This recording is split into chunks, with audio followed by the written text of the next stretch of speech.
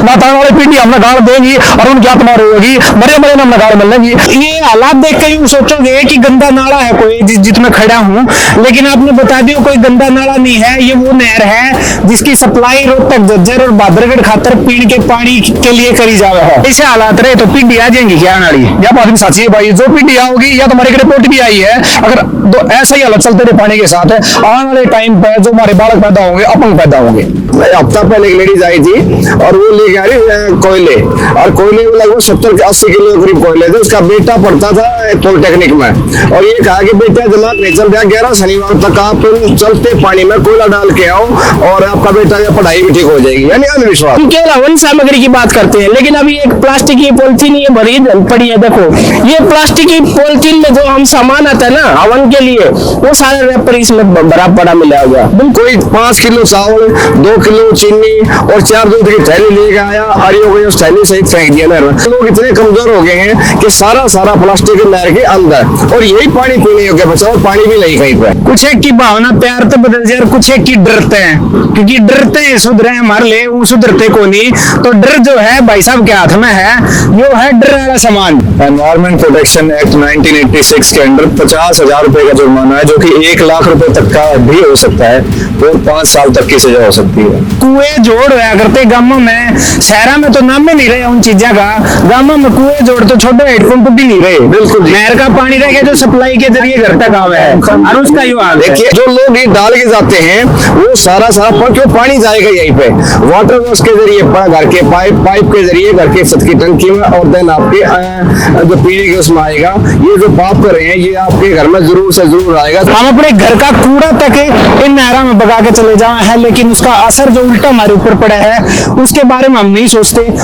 इन नहरों पर खड़े होते शाम को 4 बजे से 7 बजे तक, और होली हो दिवाली हो, हमने 2 साल 7 महीने में एक सिंगल दिन भी छुट्टी नहीं की है। सिर्फ यही उद्देश्य है कि किसी प्रकार के नहरों का जल है ये प्रदूषित होने से बचे।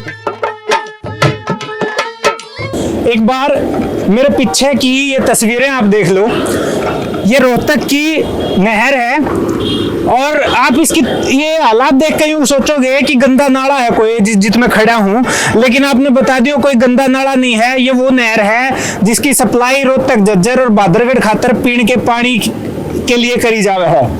यही इसी नहर का पानी है जो रोहतक, झज्जर और बहादुरगढ़ के लोग पीवे हैं, अपने घर में सप्लाई आवे है जो। और ये नजारा सिर्फ रोहतक, झज्जर, बहादुरगढ़ के लोगों खातर नहीं है, यह वीडियो देश के हर एक आदमी खातर है। वीडियो ने स्किप ना करियो, पूरी देखियो। हम विक्की बैरागी पेज देखने लग रहे हो, और मैं सुथरा अपना विक्की बैरागी, ना किसी का दुश्मन ना किसी का सागी।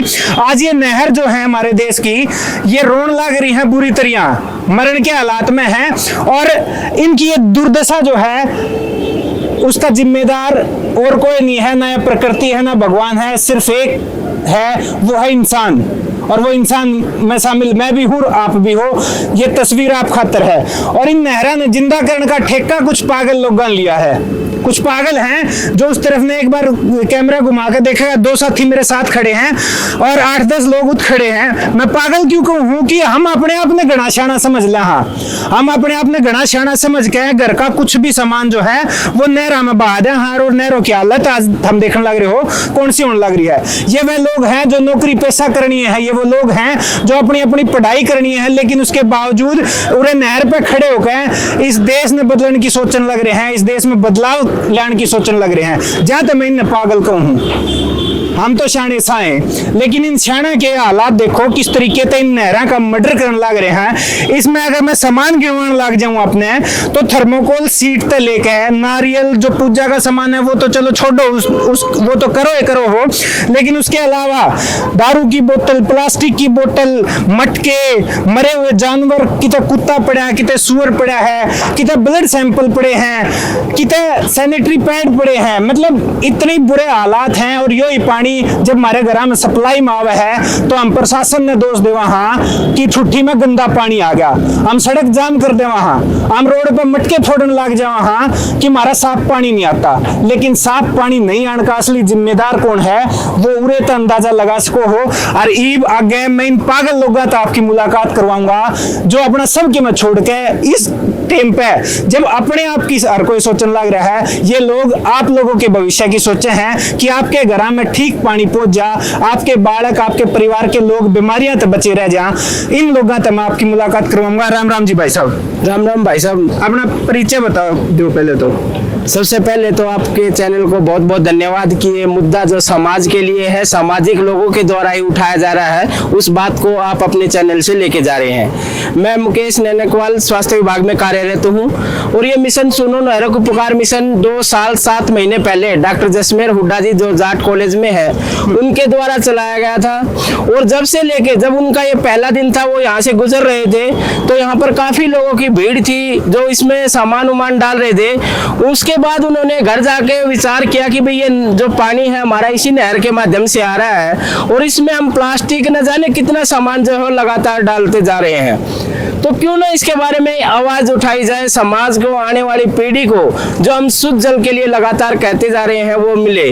तो उनकी ये मुहिम 2 साल 7 महीने पहले आरंभ हुई और अब तक बिना किसी ब्रेक के, चाहे आंधी हो, बारिश हो, कोई भी छुट्टी हो, होली हो, दिवाली हो, अब तक कोई भी छुट्टी नहीं है। लगातार हमारी टीम जो है करती ये जो अभियान चला रही है, ये अभियान न केवल नहरों पे खड़े होकर हम लोगों को जागरूक कर रहे हैं, बल्कि पार्कों में जाकर, स्कूलों में जाके, कॉलेज में जाके, इनके बच्चे हैं जो मास कम्युनिकेशन के हैं वो नुक्कड़ नाटक के माध्यम से हम पार्कों में जा रहे हैं, अन्य भिन्न भिन्न कॉलेजों में जा रहे हैं, स्कूलों में जा रहे हैं, तो उनको जाकर समझाने का ही काम कर रहे हैं कि आने वाली पीढ़ी को अगर शुद्ध जल देना है तो हमें अपना एक कदम आगे बढ़ाकर जो ये आपने हालात दिखाए हैं जो लगातार होता जा रहा है, 200 से ज्यादा सामान की लिस्ट जो डॉक्टर जसमेर हुड्डा ने बनाई है वो समझाने के लिए कि 200 तरीके का सामान, 200 तरीके का सामान आप यहाँ पे अगर गिनने लग जाओगे तो यहीं आपको कितने प्रकार का सामान दिखाई दे रहा होगा। मृत पशु से लेके प्लास्टिक की जो अन्य सामान की जो हम केवल हवन सामग्री की बात करते हैं, लेकिन अभी एक प्लास्टिक की पॉलिथीन ये भरी पड़ी है, देखो इसमें प्लास्टिक की थैली भरी पड़ी है।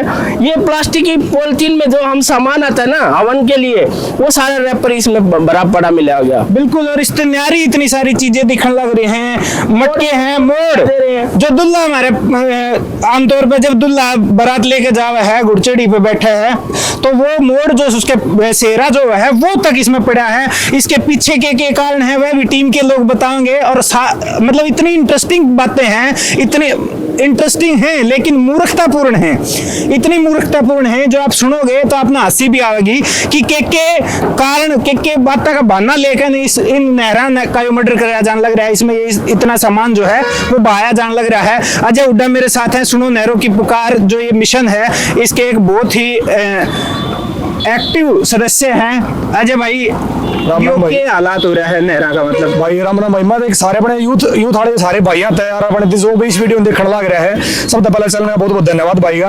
और दूसरी चीज जो भी मैं वीडियो में देखने लग रहा है, मैं यूथ एक अपील करना चाहूंगा कि आने वाली पीढ़ी का क्या कसूर है। हमारे बड़े मारती इतना बढ़िया साफ सुथरा प्रकृति के संसाधन दे गए थे, तो हमारी भी जिम्मेवारी बना है आने वाले अपनी पीढ़ी खातर कुछ बढ़िया चीज छोड़कर जावा ना, तो आने वाली पीढ़ी हमने गाड़ देंगी और उनकी आत्मा रोएगी, मरे ना हमने गाड़ मिलेंगी। तो मेरी एक रिक्वेस्ट हाथ छोड़कर सारे बड़ भैया है, अगर आने वाली पीढ़ी ने बचा लो, इस पानी ने बचाओगे ऐसे अपनी प्रकृति पूरी बच जाएगी। एक आपने कही कि आने वाली पीढ़ी गाड़ देंगी, जैसे हालात रहे तो पीढ़ी आ जाएंगी क्या आने वाली? यह बात भी सच्ची है भाई, जो पीढ़ी आओगी या तो हमारे रिपोर्ट भी आई है, अगर ऐसा ही हालत चलते रहे पानी के साथ है, आने वाले टाइम पे जो हमारे बालक पैदा होंगे अपंग पैदा होंगे, ये हमारे डॉक्टर की रिपोर्ट आई है। तो इसका कारण कौन है? यह कारण खुद इंसान है, तो हमने सुधरना होगा। एक कदम हमें प्रकृति को तो बढ़ाना पड़ेगा, जब हमें प्रकृति जीण देगी ना प्रकृति हमें सर्वनाश कर देगी। तो यूथ हम देखने लग रहे हो इस पानी ने हमारे घर में कोई प्रेग्नेंट है, हमारी चाची ताई भाभी जो भी बाण है वह भी पीवे है, तो उसका असर बच्चे पे कितना पड़ा है वो भी हम देखो। और अपने आप में न्यू भी शाणे होते होंगे लोग हमारे, तो आरो लाग रहा है भाई साहब आरओ की बात ऐसी है, आरओ मान लिया आरओ लगाया जा है, वो बैक्टीरिया वगैरह इस तरह की कुछ चीजें मतलब साफ कर दे है। हमारा मानना डॉक्टर का मानना आरओ का भी बैक्टीरिया इन्हें साफ कर रहे हैं। लेकिन अगर इस नहर की हालत अगर देखा जो पानी डायरेक्ट आरओ में जाओगा तो आरओ प्लास्टिक ने साफ नहीं कर सकता। माइक्रो प्लास्टिक नाम का कण है जो माइक्रो प्लास्टिक वाला समुद्री जीवा के शरीर में पाया जाया, ब्लड में पाया जाया करता, वो इंसानी ब्लड में लिया, अगर वो इंसानी ब्लड में जाओगा तो ब्रेन हेमरेज, ये अपने हार्ट अटैक के केस सबसे ज्यादा बढ़ने लगे। उनका रीजन हुए है खराब पानी माइक्रो प्लास्टिक और आरओ की 37 जन साफ कर लेगा। और चलो मान लिया सब गारो लाग रहा है, खेता में कौन सा लाग रहा है, यो पानी अन्न भी जा, यो पानी हमारे पशु भी पिए, दूध के जरिए किसी न किसी जरिए हमारे शरीर में पहुंच सका, नल के जरिए हमारे शरीर में पहुंच सका, हमारे यहाँ घर बना होगा, दूसरी चीज नहीं बना होगा। तो ये जो नहर है इसके बाजू में एक बड़ी नहर भी जावा है जो आगे लोहारू, सतनाड़ी और राजस्थान के कुछ इलाकों में पानी की सप्लाई करा है, उसका नजारा भी मैं दिखाऊंगा। उसमें भी फिलहाल पानी चल रहा है लेकिन उसके हालात कितने गंदे हैं वो भी दिखाऊंगा। और उसके बाद जो वो लोग खड़े हैं, वो जो पूरी टीम सुनो नहरों की पुकार मिशन की खड़ी है, उनसे मैं आपकी बातचीत कराऊंगा और पूरे फैक्ट के साथ जो लिस्ट है उनके पास कितने तरीके का सामान इन नहरा में हम आप जो है वो बगा के चले जाओ, हाँ उस तक कितना असर हमारे ऊपर उल्टा पड़ा है, वो सारी जानकारी आप तो देंगे। एक बार आ जाओ आगे। तो ये उसके बाजू वाली नहर है, JLN उससे बड़ी है और इसके ये हालात देखो, पानी चल रहा है तो उस वक्त के ये हालात हैं। जब ये पानी रुक जाएगा तो कितना सड़ेगा, कितने इसमें बैक्टीरिया, कितने कीटाणु और जन्म लेंगे और किस हालात में, किस हद तक इस पानी ने संक्रमित करेगा, अलग अलग तरह के कीटाणु तैर कितना गंदा करेगा, उसका अंदाजा आप पिछली नहर की तस्वीर लगा सको हो। अब इसमें मैं दिखाऊं आपने तो ये देखो कुत्ता मरा हुआ तैरने लग रहा है, पीछे थोड़ा और अगर जूम करके देखें, कटड़ा, कुत्ता, बकरा, मतलब भाई साहब हद की बात है कि हम लोग के करने लग रहे हैं, हम अपने खुद के भविष्य में खराब करने लग रहे हैं, किसी और के नहीं। हम अपने घर का कूड़ा तक इन नहरों में बगा के चले जाए हैं, लेकिन उसका असर जो उल्टा हमारे ऊपर पड़ा है उसके बारे में हम नहीं सोचते। तो आज की यह वीडियो उस रिजल्ट के बारे में है, आप पे कितना असर उसका पड़ेगा।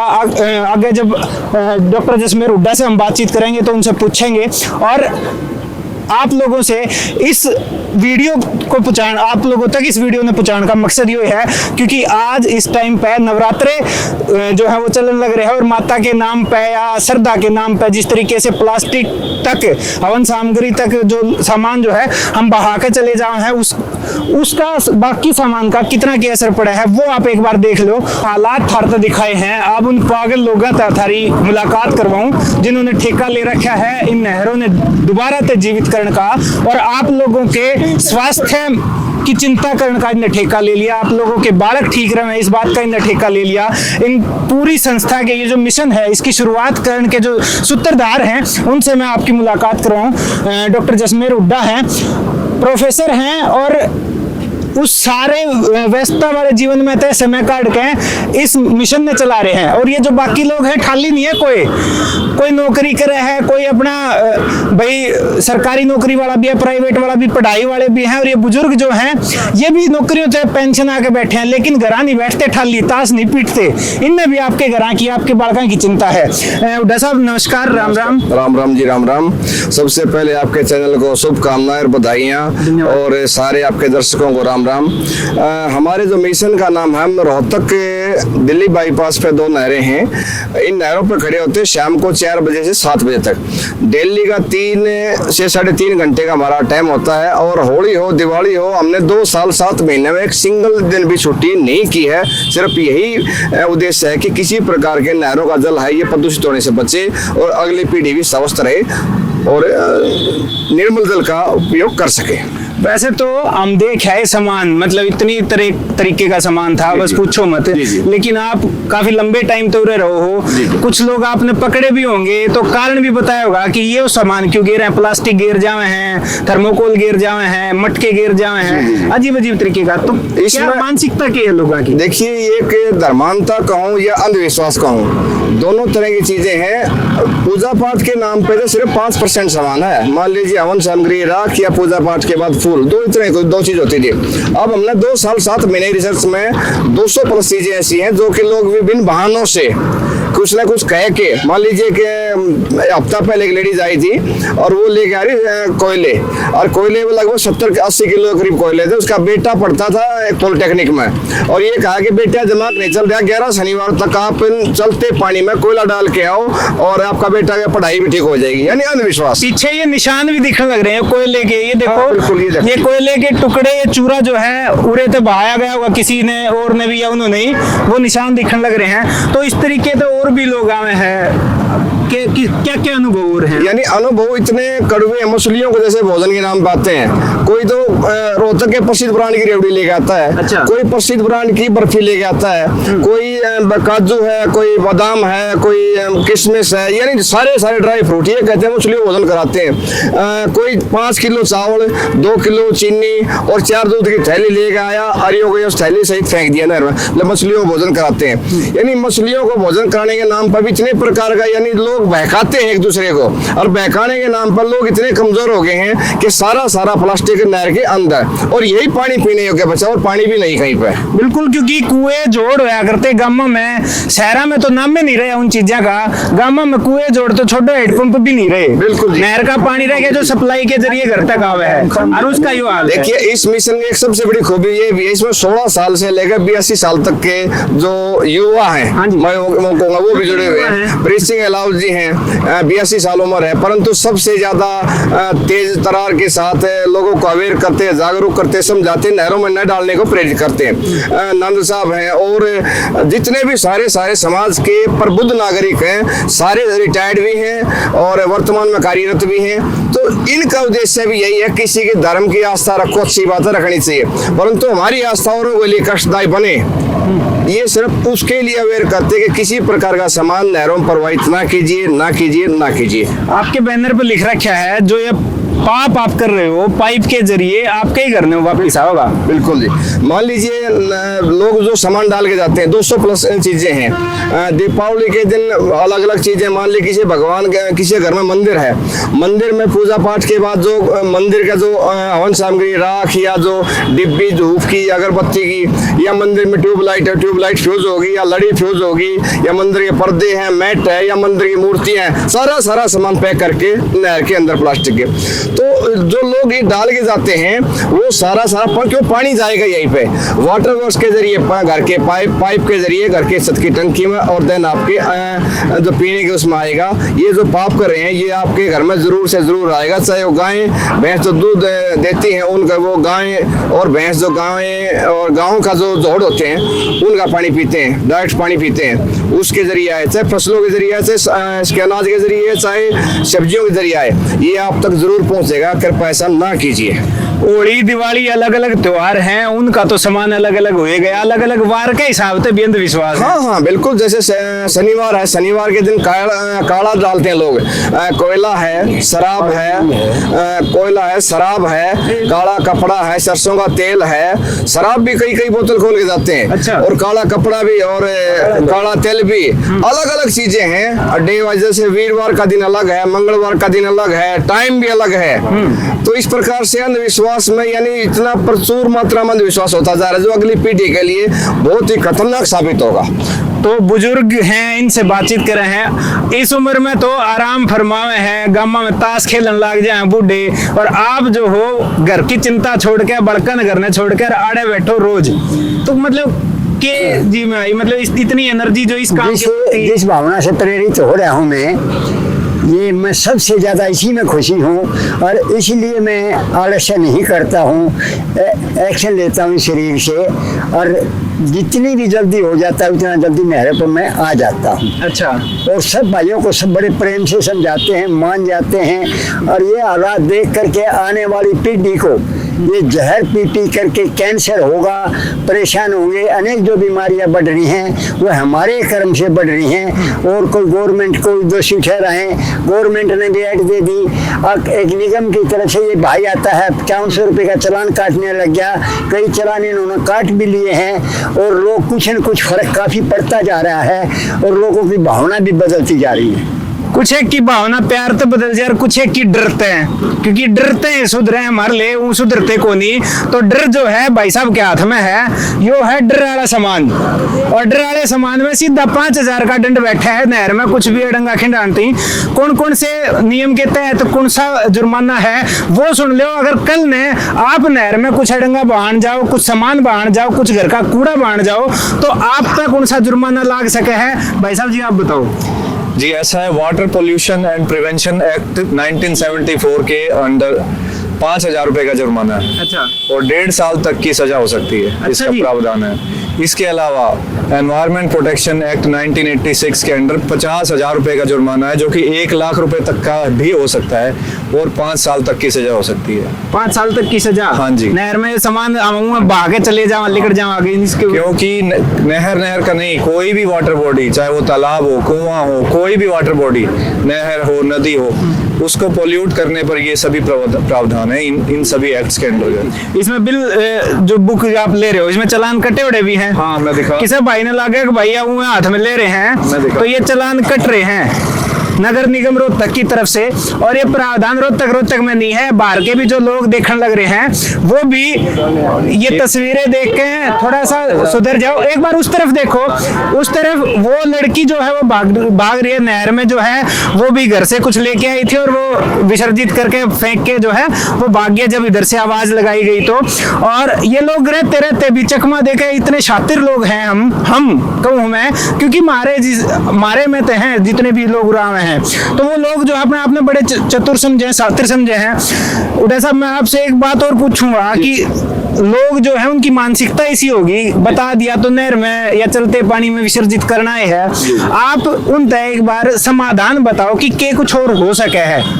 देखिए, जो हम समाधान देते हैं, मान लीजिए घर में भगवान की मूर्तियां, प्रतिमाएं, हम सब आस्था रखते हैं, भगवान में पूजा पाठ भी करते हैं, भगवान की बड़ी बड़ी प्रतिमाएं हैं, मंदिर से संबंधित काफी सामान। उस सामान का हमें एक विकल्प मिला बेहतरीन। इसके अंदर भी एक बार आप दिखाना, मूर्तियां रखी हैं, ये कोठड़ा भरा हुआ है काफी है इसमें। जींद के पास एक गतौली धाम है, गतौली धाम में ले जाते हैं। वो क्या करते हैं कि पूर्णिमा के दिन हवन यज्ञ करके, मूर्तियों का शुद्धिकरण करके, उस मूर्तियों का चूरा करके, देश में कहीं मंदिर बनता है तो मंदिर की नींव में लगवा दी, यानी भगवान का भगवान से मिलन, आस्था का निरादर भी नहीं हुआ और पानी बच गया।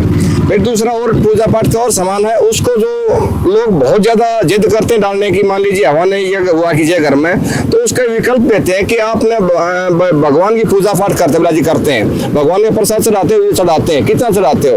काफी प्रसाद में से एक चुटकी, एक मुट्ठी। वैसे ही आप एक चुटकी, एक मुट्ठी हवन सामग्री राख डाल लीजिए, आपकी परंपरा पूरी हो जाएगी। बाकी सामान आप हमें दे दीजिए। फिर कहते हैं आप क्या करोगे? हमने बहुत बड़ा गड्ढा खोद रखा है, उस गड्ढे में उस सामान को सम्मान के साथ रख देते हैं, ऊपर से मिट्टी दे देते, यानी किसी की आस्था का निरादर ना हो। यही एक समाधान है। मान लीजिए पूजा पाठ का और भी कोई सामान है तो उसको जला के और उसको पेड़ पौधों में, गमलों में डाल दीजिए।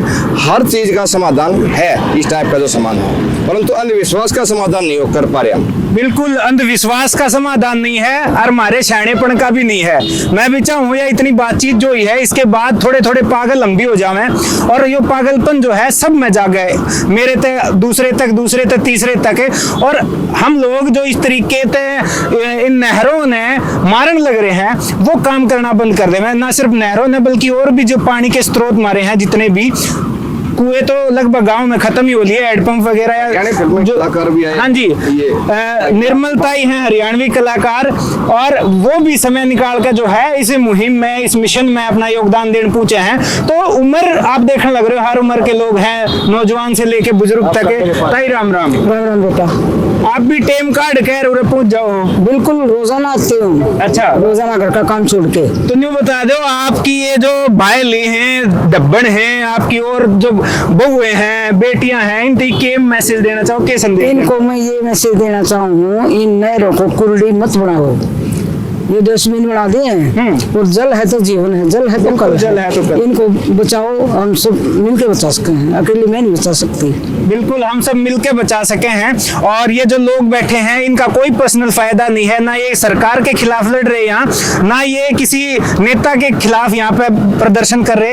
ये हर रोज यहाँ खड़े हुए हैं सिर्फ इंसानियत सिखाने खातर, इंसान ने अपना फर्ज सिखाने खातर कि हर किसी की सोचो, ये जो पाप हम करके चले जाए हैं, इसका भुगतान, इसका फल हमने खुद में भुगतना पड़ा है।